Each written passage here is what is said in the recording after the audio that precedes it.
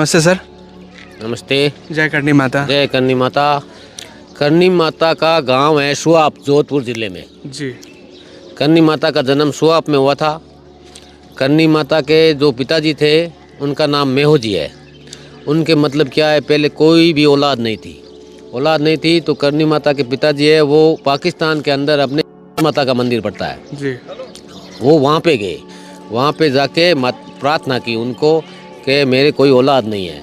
तो हिंगलाज माता ने उनको वरदान दिया कि मैं आपके पत्नी के पेट से जन्म लूँगी। तो ये करनी माता है जो हिंगलाज माता का रूप है। ठीक है। इनका जन्म सुआप में हुआ था। जी। ठीक है। फिर इनकी माता जी की शादी कर दी गई। अच्छा। ये हमारे से 40 किलोमीटर साटी का गांव पड़ता है। यहाँ से देशनोक से साटी का गांव 40 किलोमीटर पड़ता है। वहाँ पे इनकी शादी कर दी गई। शादी जैसे ही डोली उठ के थोड़ी दूर ही चलते ही क्या है, जैसे बारातियों को प्यास लग गई थी। प्यास लग गई, फिर वो क्या है पानी पीने के लिए वहाँ बस वो खड़ा कर दी। पहले पालकियों में डोली जाती थी, पालकियाँ नहीं होती है। हाँ। उनमें डोली जाती थी। तो बोला प्यास लग गई है, तो वहाँ रुके। फिर वो क्या है कि सब ने पानी पिया। तो फिर करनी माता के पति का नाम था डेपो जी। तो फिर डेपो जी ने बोला भाई इनको ही पानी पिला दूं, करनी माता को। जैसे ही पर्दा उठाया तो माता जी शेर के ऊपर बैठे दिख गए उनको। तो वो डर गए। वो बोले ये क्या है? तो क्या मैं तो एक देवी हूँ। मेरी बहन गुलाब बाई है, उनसे आप शादी कर लो। तो माता जी ने क्या है अपने पिताजी को बोला कि गुलाब की शादी इनसे करवाओ, डेपो जी से। मैं तो एक देवी हूँ, मैं तो ध्यान अवस्था में हूँ। तो फिर क्या है उनकी शादी करवा दी। उनकी शादी के बाद उनके 4 लड़के हो गए। ये देशनो गांव। किनके लड़के हुए? करनी माता की बहन गुलाब बाई। उनके 4 लड़के हुए। जो माता जी अपने ही पुत्र मानते हैं। अच्छा, अपने पुत्र मानते हैं। फिर माता जी क्या है साटी का अपने ससुराल छोड़ के यहाँ देशनोक आ गए। अच्छा। यहाँ ये नेड़ी जी मंदिर है। हाँ। पहले ये छोटा सी की एकदम झूंपड़ियाँ कर ली माता जी ने। यहाँ गायें चराते थे। ये 36 किलोमीटर में जंगल है पूरा। अच्छा। फिर माता जी यहाँ बैठ गए, गायें चराने लग गए। ये हमारे से 9-10 किलोमीटर जांगलू गांव पड़ता है। ये उसका पूरा राजा का जंगल था। अच्छा। तो फिर राजा का नाम था कानजी सांकला। तो माता जी की गायें देख के राजा के सैनिक ने देखा ये कौन है, ये अपने घोड़े चल रहे हैं, ये गायें कौन लेके आ गया। तो वो आके बोले ए डोकरी खड़ी हुई यहाँ से ले जा गायें, का ये क्या कर रही है?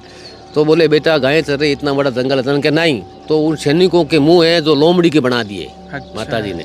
फिर वो सैनिक वहाँ गए। तो राजा बोला आप कौन हो? कि हम आपके ही सैनिक हैं। तो क्या ये कि एक डोकरी आई हुई है गायें लेके, उन्होंने हमारे मुँह ऐसे कर दिए। तो राजा बोला चलो। फिर वो राजा यहाँ पे आया, ये नेडी जी का स्थान है ना, यहाँ पे आया। वो यहाँ पे आया, बोला ए डोकरी जा यहाँ से। माता जी बोले ऐसा मत करो, गायें चल रही है। जन के नहीं जा। तो ठीक है कि मेरी ये माता जी की एक सेवा की पेटी थी। माता जी खुद मतलब क्या है आवड़ माता की सेवा करते थे। आवड़ माता की सेवा करते थे। उनको तेमड़ा राय भी बोलते हैं, आवड़ माता भी बोलते हैं। तो बोला ये जो बक्सा है ये मेरा बैलगाड़ी पे रख दो, मैं चली जाऊँगी। तो सैनिकों को बोला ये बक्सा उठाओ बैलगाड़ी पे रखो। सैनिक जैसे ही बक्से का हाथ लगा था, बक्सा कैसे उठे? वो तो माता जी की शक्ति थी उसमें।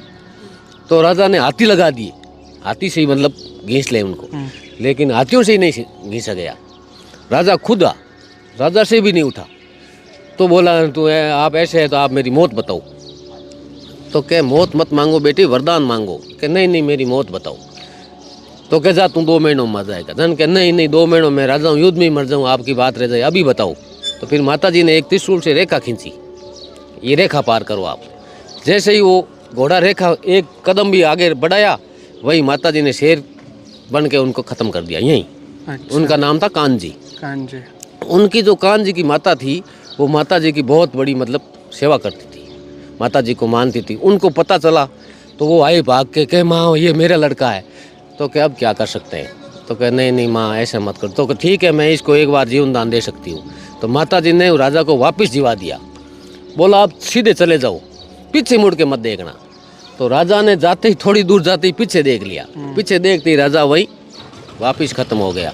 आज वो राजा है जो भौमी जी के रूप में है। अच्छा। वो भौमी जी के रूप में है, कानजी भौमी जी। जहाँ ये देशनोक वालों की जात भी लगती है शादी के, जो शादी करके जाते हैं ना। तो माता जी ने बोला भाई जो मेरे को मानेगा वो आपके लड़के को भी मानेगा। माता जी का जो एक छोटा लड़का था लाखन, यहाँ हमारे से 50 किलोमीटर कोलायत गांव पड़ता है।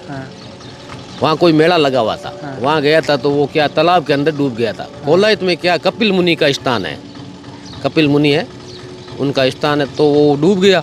माता जी को पता चला, माता जी भाग के गए वहाँ।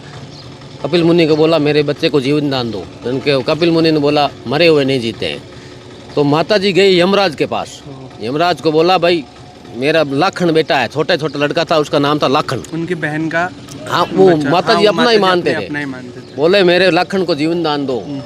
तो वो यमराज बोला यहाँ आए हुए कभी कोई जाते ही नहीं है, तो क्या आज तक कोई माँ पीछे आई थी क्या लेने? पहली माँ हूँ मैं, पीछे आई हूँ। तो क्या ठीक है ले जाओ, लेकिन आज के बाद आपके लड़कों को यहाँ जगह नहीं है, क्या मेरे लड़के यहाँ आएंगे ही नहीं। अब जो हम माता जी के परिवार से जो भी चारण जाति के हैं, जो देशनोक के देपा, हम मरते हैं तो मंदिर में काबा बन जाते हैं। काबा बोलते हैं चूहों को। हाँ, काबा मरते हैं वापिस देशनोक में चारण जाति में जन्म ले लेते हैं। हम जैसा कर्म करेंगे वैसा ही हमें मंदिर के अंदर स्थान मिलेगा। अच्छा कर्म करेंगे तो माता जी के एकदम नज़दीक रहेंगे चरणों में, बुरे कर्म करेंगे तो बाहर पड़े रहेंगे। मतलब माता जी ने हमारा स्वर्ग नरक यही बना दिया है। मतलब सारे फैमिली मेंबर्स सब इनको काबा बोलते हैं। इनको हर चीज़ खाने को मिलती है, वाइन ये पीते हैं, प्रसाद ये खाते हैं, मटन ये खाते हैं, हर चीज़ माता जी की जो चढ़ती है वो सब उनको मिलती है। इनके मतलब क्या है, इनके जो चरनामत पानी है ना, वो पानी पीने से पूरे रोग दूर हो जाते हैं इंसान के। यहाँ अपने चित्तौड़गढ़ का एक रायका है, उसको मतलब क्या है कोई डॉक्टरों ने उत्तर दे दिया था, वो क्या अब ले जाओ इसको, तो उसकी माँ को सिर्फ चूहे ही दिखे थे सपने में। तो उन्होंने पता किया भाई चूहों वाला मंदिर कौन सा है, तो पता चला कि देशनोक के पास बीकानेर जिले में देशनोक गांव पड़ता है, वहाँ है। तो उसकी माता जी क्या है, हमारे मंदिर वो मंदिर है ना, उस मंदिर के जस्ट सामने एक धर्मशाला है, करनी धर्मशाला, वहाँ पे लाके उसको लेटा दिया। फिर पता किया भाई यही है मंदिर, तो भी अंदर लेके गए। 10 दिन में तो वो मतलब एकदम तैयार। आज वो इतना भगत है कि हर नवरात्रों में पैदल आता है चित्तौड़ से। माता जी के बहुत पड़ते हैं साहब, आज भी मतलब साक्षात है ये। आप कोई भी चीज़ है तो आप मांगो, पूरी है एकदम बिल्कुल। और हमें देशनोक वालों को सबको माता जी ने रोटी दे रखी है। जी। ये पूरा 36 किलोमीटर में जंगल है, ठीक है। कार्तिक उतरती 14 को बहुत बड़ी परिक्रमा लगती है, कम से कम 15 लाख आदमी आते हैं। 36 किलोमीटर की परिक्रमा है माता जी की। ये माता जी का इतिहास है साहब। जय करनी माता। जय करनी।